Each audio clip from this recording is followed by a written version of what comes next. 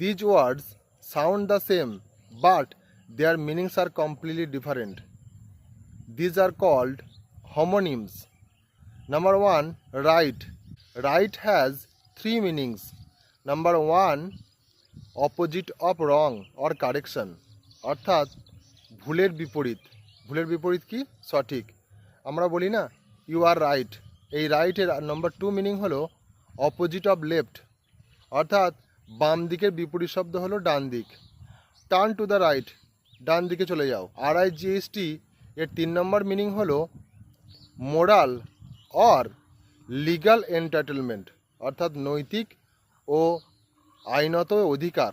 Everyone has the right two education, প্রত্যেকেরই শিক্ষা পাওয়ার অধিকার আছে।